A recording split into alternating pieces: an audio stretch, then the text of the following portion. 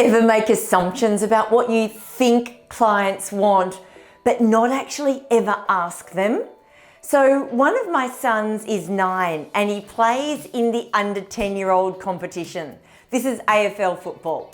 Anyway, they missed out on playing last year because of COVID. So this year, getting back to playing is even more important. Anyway, there's a whole heap of them. So there's enough to make up 3 teams. So I said to him the other day, this is before the team selection came out, because this is really important.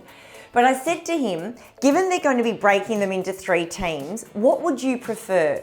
Would you prefer to be in a team where there's a whole lot of players and probably at a skill level that's greater than you, but it's really going to push you and help you improve your skills and your game? Or, and not saying this is an option, but I was just giving him these choices. Or would you rather play in a team where all of your schoolmates are? So all the kids that you hang out with on a day-to-day basis at school, you're all playing together. Or I said, is there another combination that would be really good for you? And it's interesting because he came back, he didn't even have to think twice. He said, oh my goodness, Mum, I would absolutely prefer to play in a team with all my mates. So I said to him, does that mean even if it wasn't necessarily the best mix of team or it wasn't going to stretch you the most, would that be what you would prefer? He said, absolutely, hands down. Then I asked my other son who's in the under 12s the same question. And he really had to think about it because he wants to play with all his mates, but he absolutely wants to improve his skill level. So he was really torn because he really wants to be pushed and stretched and play a better game.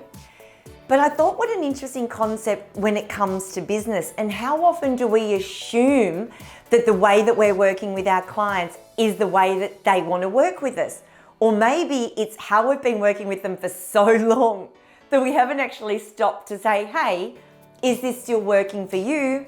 Or what about if we did it this way or that way, and having some alternatives for them to consider?